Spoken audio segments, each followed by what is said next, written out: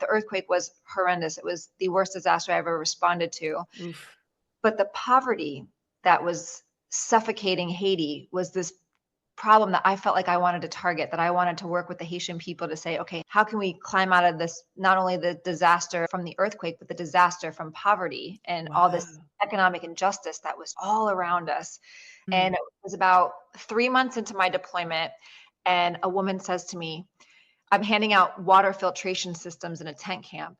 And she says, hey, white lady, I don't want any water, but I need a job. Oh, wow. Yeah, and it was this like really mind-blowing thing that I thought, yeah, you need a Yes. job. Yeah, we need jobs around here. Imagine you're a disaster relief worker sent to Haiti after the giant earthquake. You're handing out water filtration systems, and a woman comes up to you and tells you what she and others really need. You don't really have that to offer, but that moment lights a fire, and it leads to something far bigger and far more powerful than anybody could ever have imagined. Think this has nothing to do with green living? Just wait. This is the Green Living Now podcast. Welcome, Julie. I am excited about this topic. I have not spoken to anybody yet who is into slow fashion. Oh, good. I'm so glad I can be your first. Yes, indeed. How did you get into this slow fashion? What does that even mean? Sure. How I got into it was totally by accident. I am a trained disaster responder. And so when the Haiti earthquake happened in 2010, I deployed to help with the relief efforts. And while I was there, I saw that there was this amazing handbag industry that was active and thriving, leatherworks, creativeness, like nothing that I thought about when I thought about Haiti. Being in Yeah. Florida, Haiti's only 700 miles from us, but the things that I heard about even back then was the poverty and the Mm, crime and just different issues. yeah. But nobody really talked about the creativity and the artistic talent that was there. Mhm. And what I was seeing after month after being there during the earthquake was that the earthquake was horrendous. It was the worst disaster I ever responded to. Oof.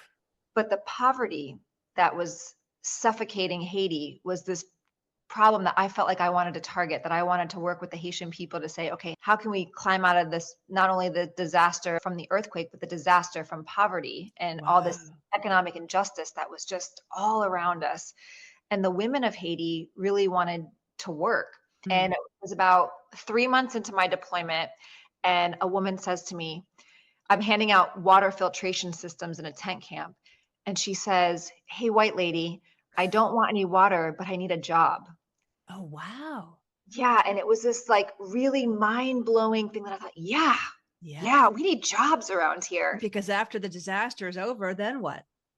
Exactly. And Yeah. that was what nobody was really talking about except the people of Haiti. The people of Haiti were Mm. talking about this. They were well versed in that disaster strikes, people come in and then people leave. Yeah. And so this long-term sustainability was something that they were really passionate about. And I said, this is something I'm really passionate about too. And we worked together, and I do not have a background in fashion. So I Oh my have gosh. no, I have a master's in nonprofit management, disaster response. These were like my target issues, but I had remembered I was in Africa a few years earlier. I was at a deployment there, and I had seen people making sandals from recycled tires. Ooh. And all over Haiti were tires because there was no waste management system. People were burning them, not out of disrespect to the environment, but Right. because there was a lack of something to do with them. So they were being thrown into the ocean, they were being Oh burned. God.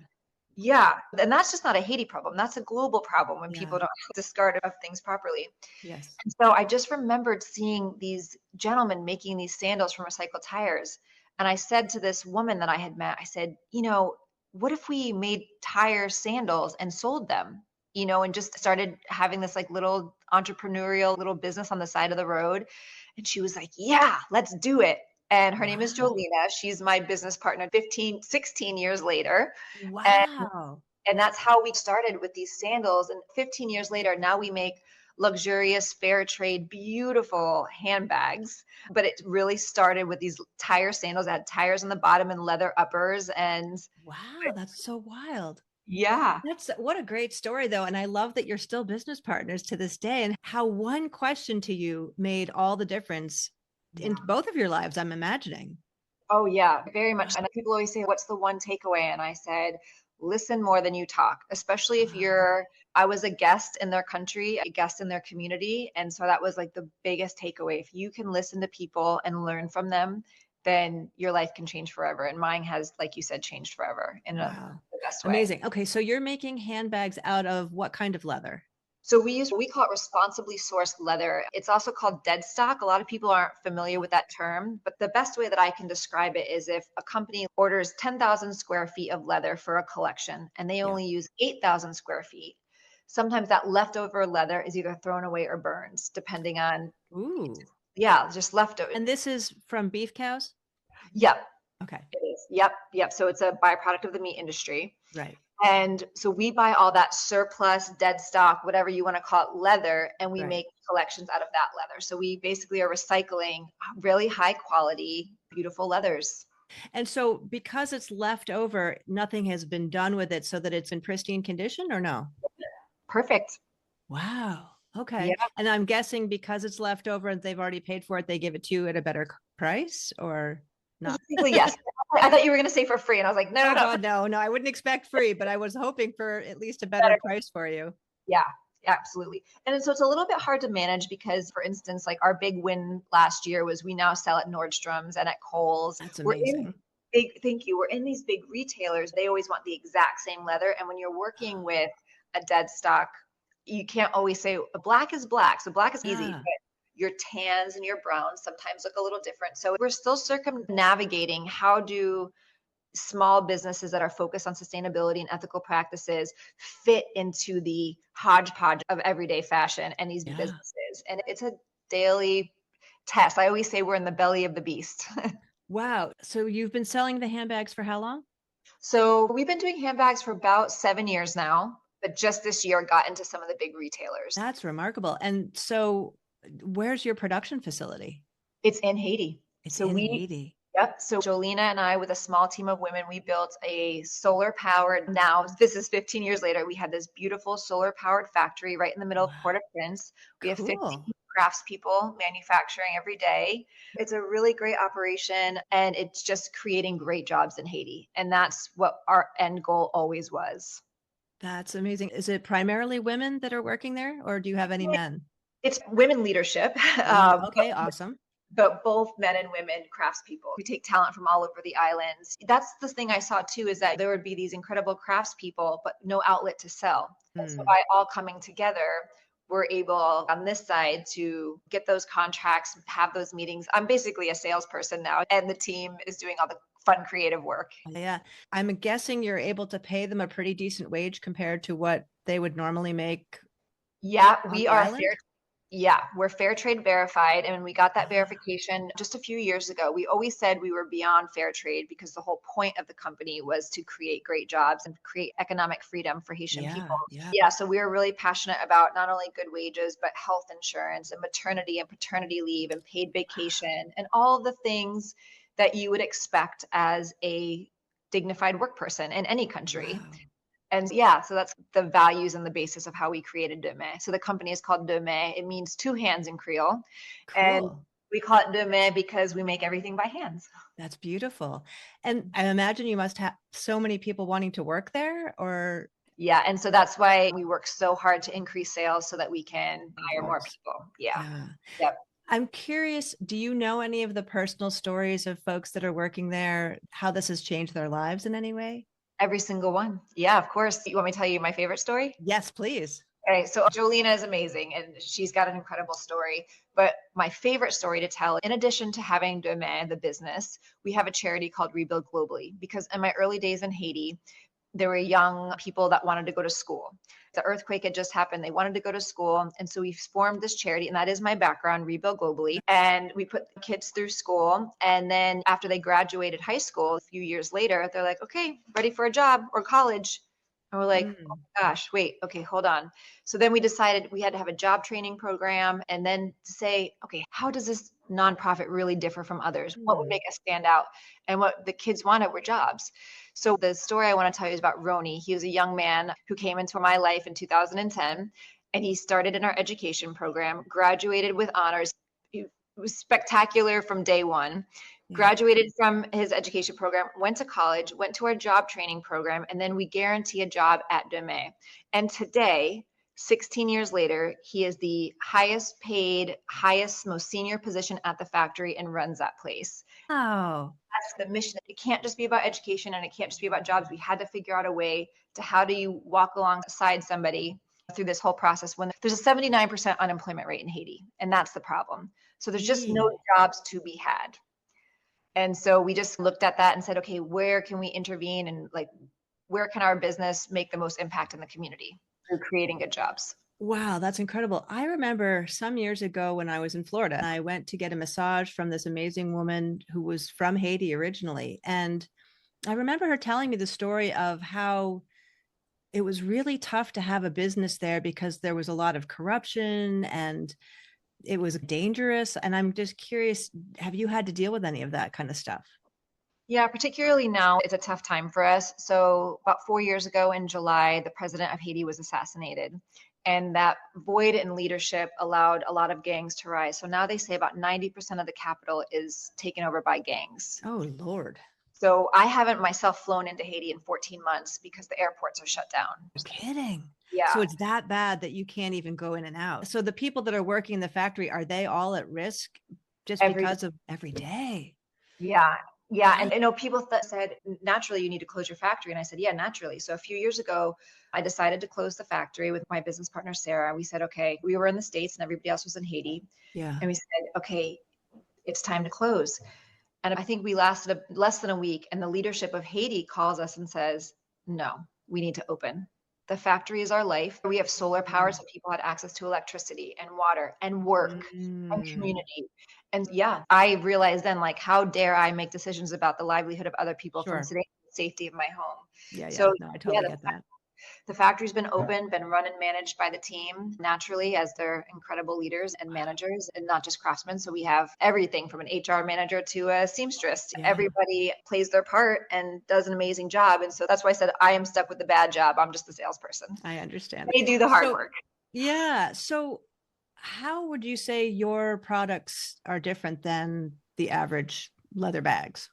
Yeah, that's a great question. So not only are they fair trade and ethically made, but Yes. they're beautiful and they're made well and made to last. So we have this saying that your bag is meant to last a lifetime. And if it doesn't, we will replace or fix it if there's something that happens. Because Oh, sure, cool. sometimes things happen, but our bags are really gorgeous. You'll see in a lot of our designs. Do you ever remember seeing photos or images of women wearing those palm frond baskets on their head, like carrying Yes, I baskets? do. Yes. So we took that palm frond weaving and brought it into the factory and we weave leather in that way. And so Ooh. trying to tell a story of Haiti that's different than the ones that are on the news. And so people can really carry their bags with pride. We also try Mm. really hard to make every bag versatile. So like our best-selling crossbody bag can also be worn as a clutch, different Oh, things that's like that cool. and also like when you're talking about slow fashion or sustainable fashion, you want to think of creative ways to wear your pieces, especially if you have a capsule wardrobe. And so it's important that you can find versatility in your bags and your accessories.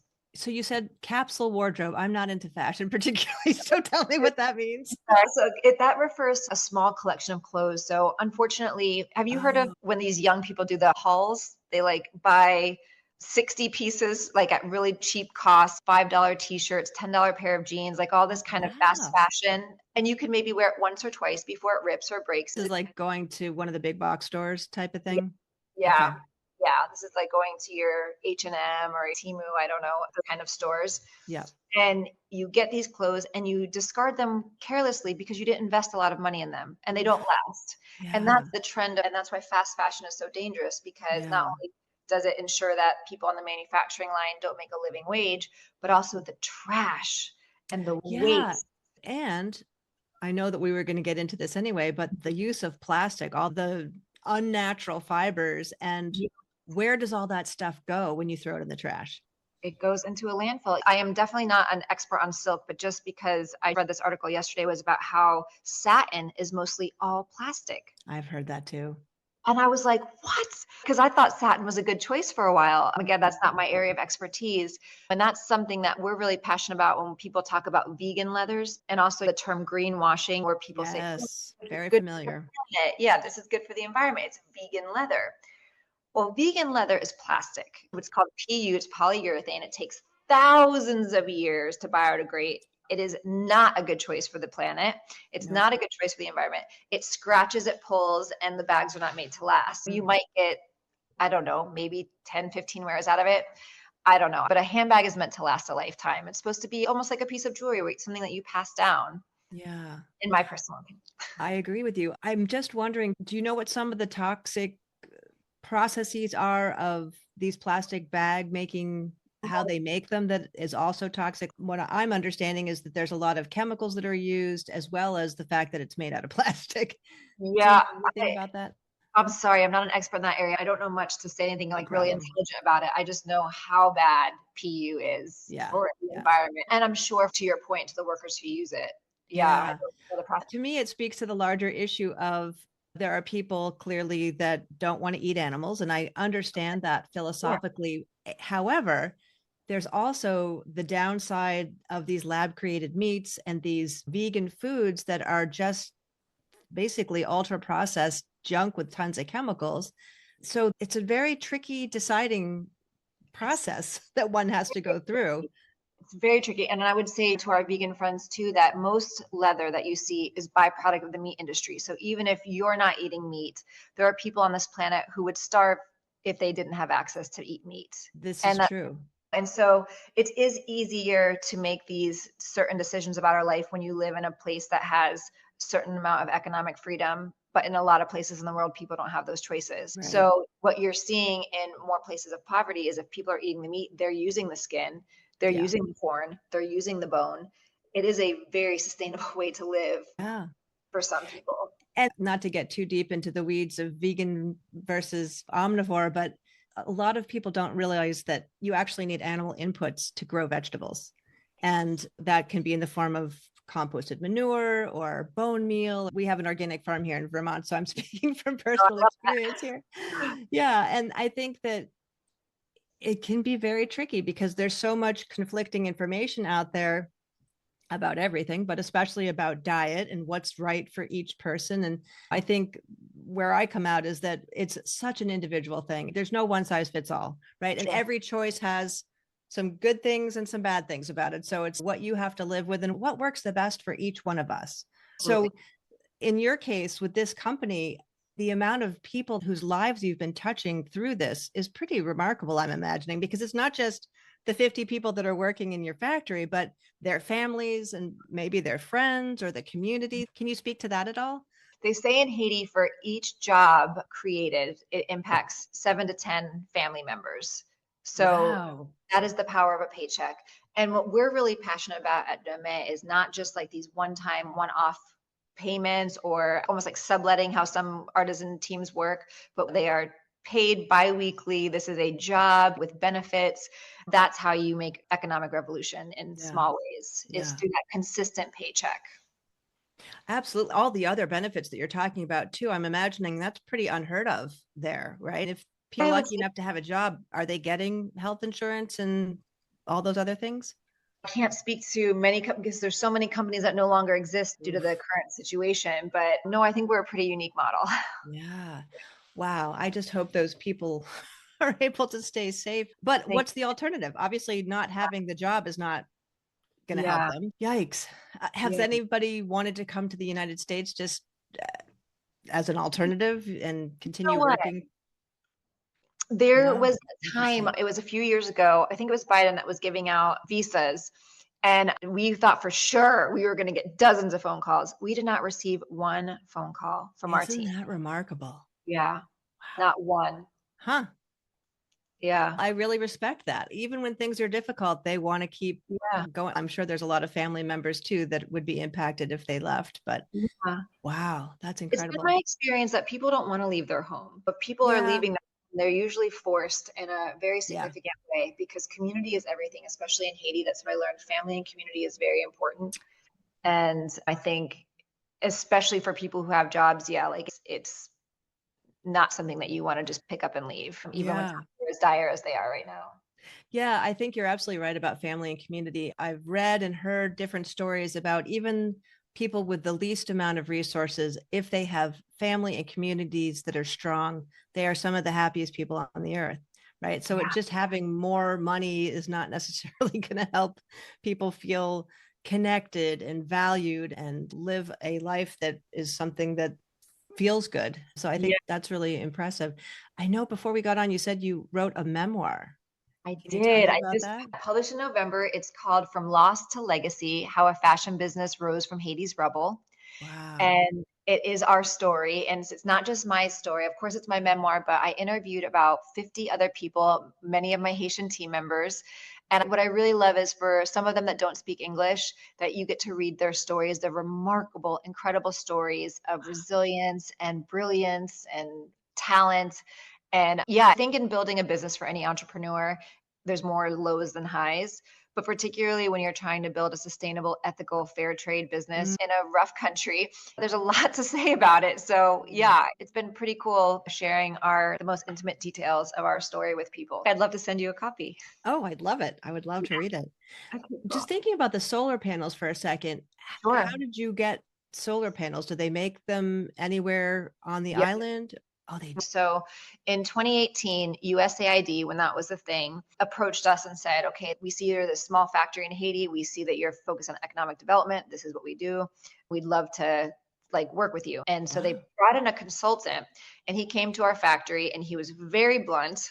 He was mean, but he basically changed our whole life because he said, you cannot operate in this small, tiny facility with this. We were working out of shipping containers. It was whoa. nothing glamorous about Yes, it. yeah. And so he really challenged us to find a bigger space. And then we started saying, okay, if USAID is going to make an investment in us and we're going to really think about a new space, we want the space that we want it to be. We want it to be solar powered. And of Mm, course, we wanted it to be solar powered for the environmental benefits, sure. but also petrol is extremely expensive on the island. I And so bet. running by generators and stuff, we didn't have electricity in that same way. So we would have to run on generators. So it was actually a financial decision as well. Mm, But we just thought, okay, let's build the factory that we want, the dream fair trade factory that we want. And having USAID on our side allowed yeah. us for other investments. And so we were Oh, able to cool. build this factory in 2018. It was 11 times bigger than our current facility. And within that what was maybe first 2 months, we employed 12 more people. It was able to really help us grow. And so it was really Wow. amazing. So wait, you said it was 11 times bigger than your current facility? So now you're in a smaller? In our previous Oh, business. okay. Yeah. It's 11 times bigger than your first one. Yeah. Okay. Which was shipping containers and other things you said. Right. Yeah. Gotcha, gotcha. And so what's your vision for the next 5 years for the company? Oh, massive growth. So we haven't had a chance to talk about this, but part of the other thing that we do at Dome is we make our handbags for export, but we make Yes. school shoes for Haitian children for local Oh, distribution. So Haitian children wear beautiful little school uniforms and it's mandated by the government. yeah. And so we make these really beautiful little leather, like for girls, they look like Mary Janes, and for boys, it kind of looks like a little church shoe. And Oh, we distribute them to missions, NGOs, schools that are working in Haiti. And this year we produced about 10,000 pairs. And so my wow. goal is to 5x that in 5 years for sure, if not 10x that.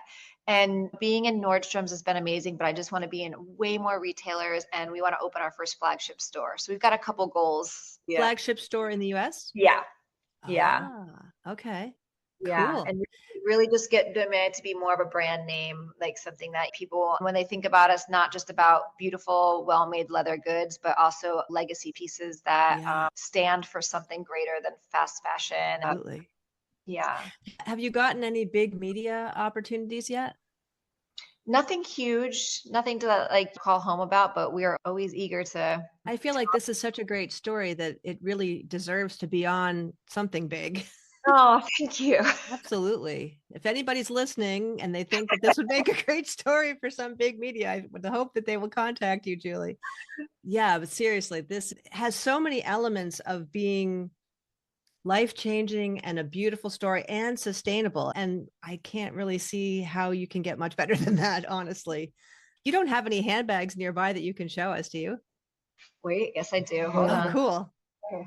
Oh, actually, right behind me. So this is one of our backpacks. Ooh, that's pretty. Oh, and that's the weaving thing you were talking about. That's the woven fronts. Oh, I like that.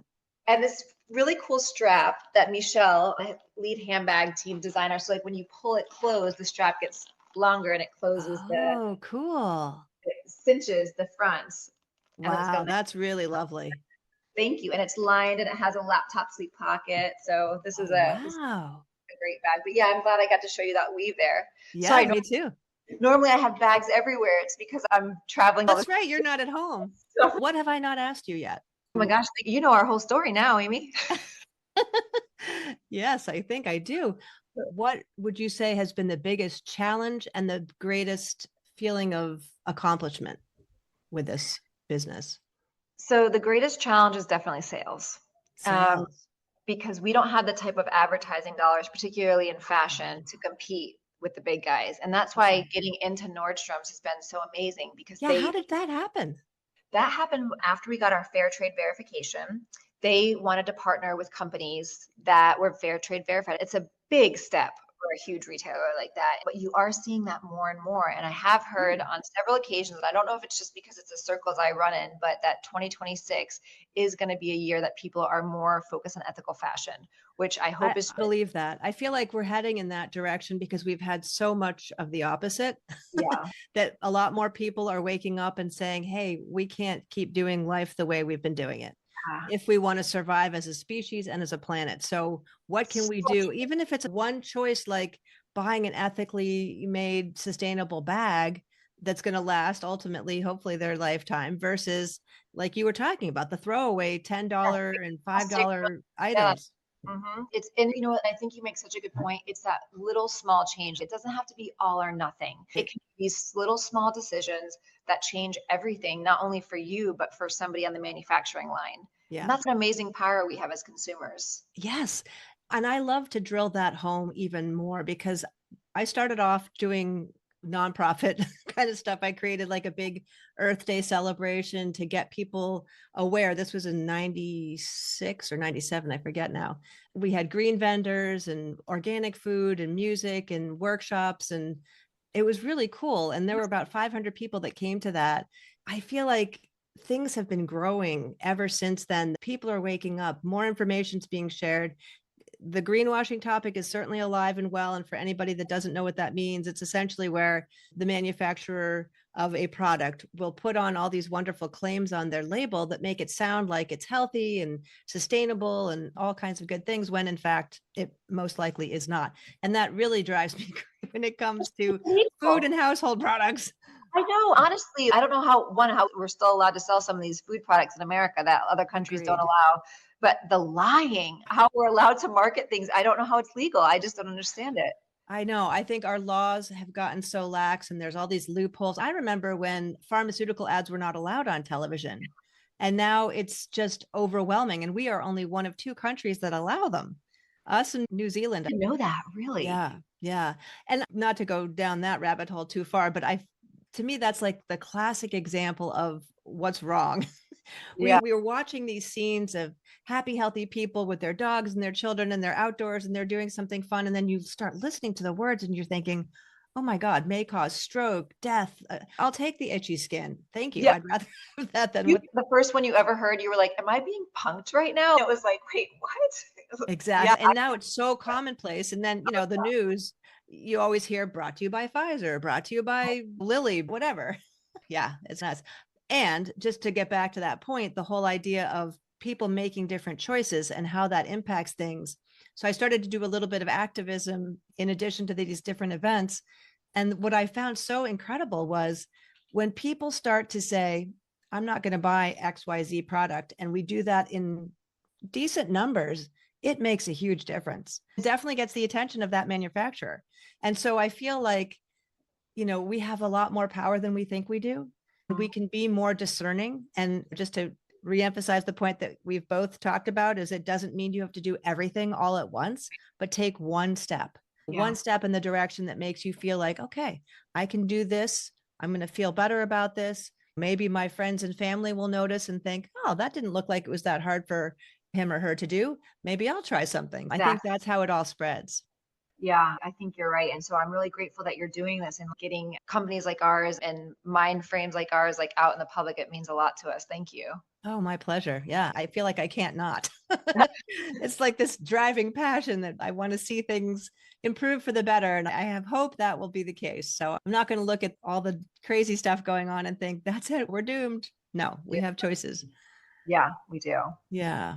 So the best part of this work for you, I think you talked about it, but what would you say? Definitely job creation. At Mm. my core, I'm a job creation activist, and this business has not only created jobs in Haiti, but it's my job. Yeah. This is Yeah. my livelihood as well, and I love it. I love that I get to be a part of it, and I just want to see it grow.